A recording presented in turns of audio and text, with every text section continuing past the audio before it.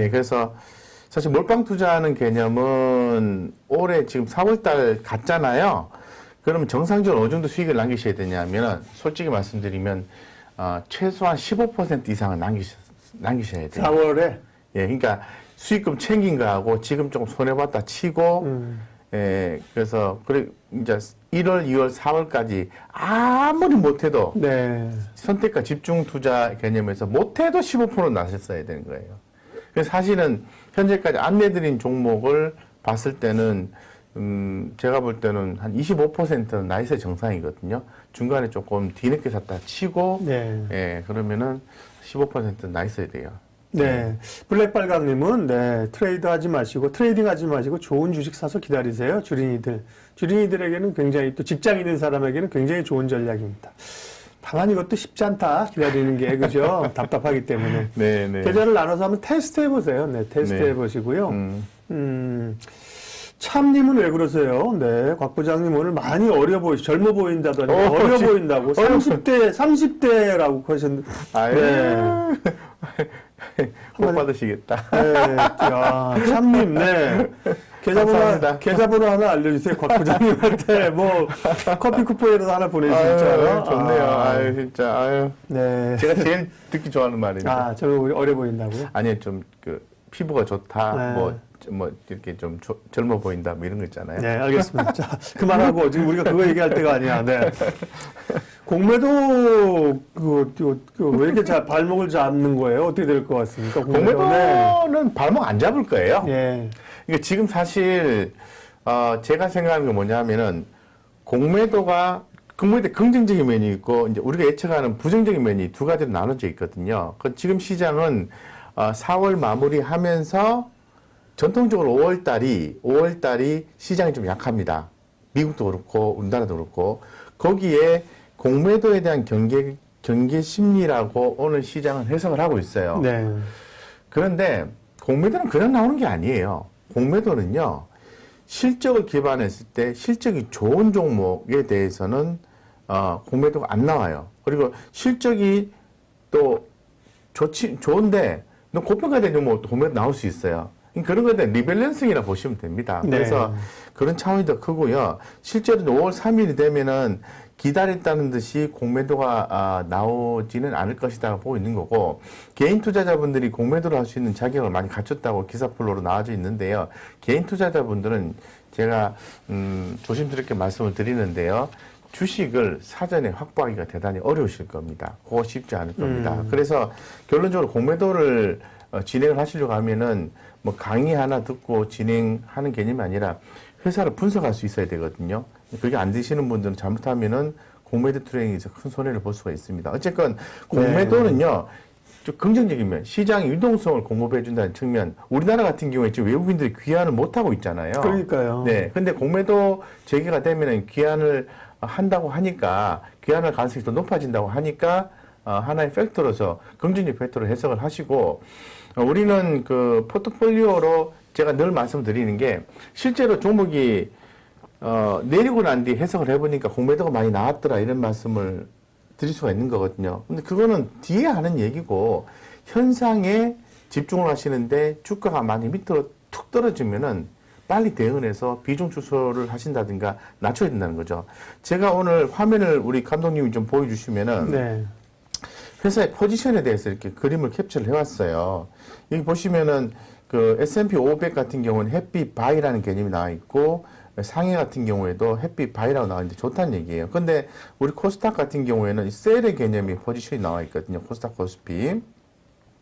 이거는 오늘뿐만 아니라 지난주부터 얘기했어요. 지난주부터 조금 변화가 감지가 됩니다. 라고 하면서 지난주부터 얘기했어요. 근데 그걸 알고 조금 올라 있거나 아니면은 그 사이에도 조금 시장이 좋을 때가 있었잖아요. 그때쯤에 좀 쑥 이렇게 한 주 첫 구병만 싹 남겨놓고 속 빼신 분들은 지금 괜찮을 거라고요. 또 언제 사지? 이러고 있을 거라고. 제가 그렇게 한다고 말씀드렸잖아요.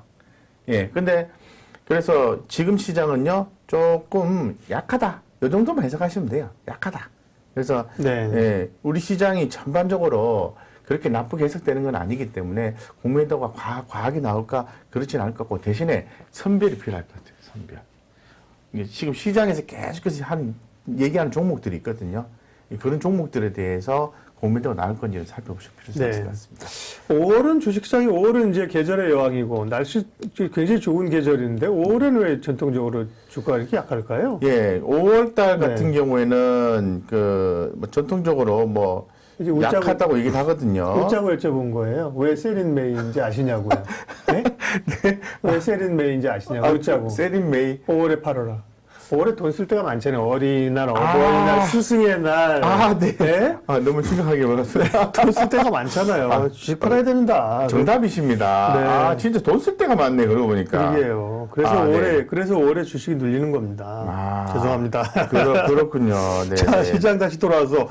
미국은 FOMC도 지나고, 우리가 했던 기업 실적들, 기술주들의 실적도, 괜찮게 나오고 있고. 네네네. 네. 미국은 분위기가 괜찮죠? 네, 이제 미국하고 우리나라하고 구분해서 생각을 하셔야 되는데요. 네네. 미국은 지금 좋아요. 백신 효과에 의해서 경제 성장률이 뭐 작년에 좀 안 좋았기 때문에 기존 효과도 있겠습니다만은 한 6.4% 정도 얘기를 하는 거니까 좋다 이렇게 얘기할 수 있을 것 같고 이 지금 계속해서 미국 같은 경우에는 이 바이든 행정부의 재정 지출 성장을 견인한다 이런 얘기를 계속 하고 있는 상태거든요. 우리나라 돈으로 2,100조입니다. 2,100조 천문학적인 숫자로 얘기할 수 있을 것 같고요. 그래서 소비가 되살아날 것이다. 지금 어떻게 보면은 미국이 계속해서 얘기를 하고 있는 게 이제는 그런 거죠. 가까운 실내에서는 마스크를 뭐 접종을 받으신 분들은 실내에서는 마스크를 안 끼고 활동하셔도 좋다. 실외요, 실외. 실외입니까? 실외죠, 실내가 아니라. 실외에서 네네. 예, 접종 받은 사람들은 네. 실외에서 네네. 마스크 쓰지 않아도 된다고 권고하기도 했다. 그렇죠. 이런 얘기 나와 있습니다. 네네. 그래서 이제 경제 정상화에 대한 돌입 이런 얘기를 계속해서 하고 있어요. 그래서 미국 시장이 앞으로 좀 좋아지겠다 이런 생각을 많이 좀 가지고 있습니다. 그래서 미국 시장 그런 부분에서는 상당히 좋고 특히 이제 성장률 미국이 지금 중국을 경계하는 가장 큰 이유가 이제 성장률 때문에 그렇습니다. 그래서 GDP 성장률 때문에 그런 건데 어쨌건 미국의 성장률이 좀 계속해서 잘 나와준다면은 제가 조심스러운 생각인데. 미국이 중국에 대한 어떤 경계각을 조금 이렇게 좀 유하게 갈 수도 있는 것이 아닌가 이런 생각이 들어요. 근데 자꾸 중국이 치고 올라오면은 경계각을 또 세울 수밖에 없거든요, 분위기상.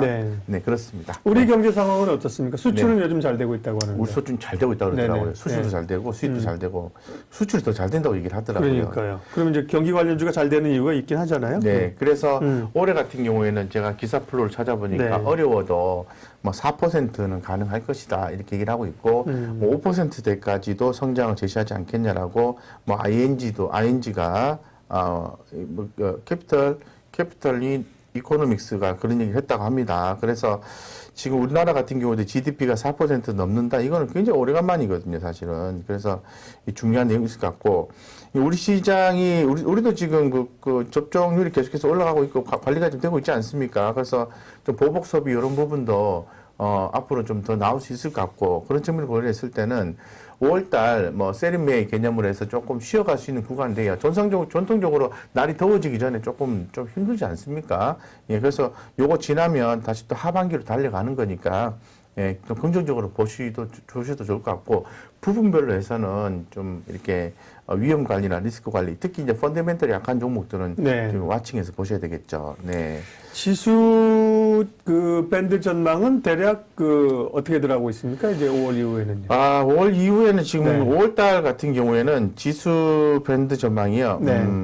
그럼 뭐 3,200포인트 정도는 뭐 계속해서 뭐 박스 개념 상단을 얘기하고 있는 3,250포인트. 그리고 하단은 3,150포인트. 별 바뀌지 않는 것 같아요. 그 연초부터 해가지고 계속해서 그 정도 밴드만 얘기를 하고 있는 것 같습니다. 그래서 뭐 크게 좀 무리수는 없을 것 같고 한번 차트를 가지고 한번 볼까요? 어느 정도 좀 되는지 한번 보겠습니다. 지수 차트 한번 보겠습니다. 네. 사실 최근에는 어떻게 보면 지수가 큰 의미는 없는 것 같아요. 어떻게 보면 이제 지수 배팅이 잘 안 되는 그런 상황이고요. 대형주가 지수가 끌고 가는 장은 아니니까요. 네네. 그래서 지금 상단이 3,260포인트 정도 되는데요. 하단이 3,030포인트, 3,020포인트 돼요. 그러니까 제가 말씀드리고 싶은 것은 상단은 가면 좋죠. 좋은데 3,030포인트, 뭐 3,000포인트만 좀 지켜지면은 우리 시장은 좀 안전하게 갈 수 있는 분위기가 계속해서 이어지지 않을까 개인적으로 이렇게 생각을 하고 있습니다. 네. 예, 4월의 마지막 날 주식 라이브쇼. 오늘 초대석은 주식회사 곽부장의 곽영은 부장님과 함께하고 있습니다. 시장 얘기부터 했고요. 네. 그래서 시장이 뭐 사실은 좀 부담도 있고 오늘 뭐 괴롭기도 하고 쫄리기도 하지만 그래서 시장이 사실 박진감 넘치는 거 아닙니까? 뭐 맨날 뭐 그냥 지지부진하는 게 아니라 이슈도 있고, 네, 이슈를 예측해서 미리 대응해서 수익을 내기도 하고, 네.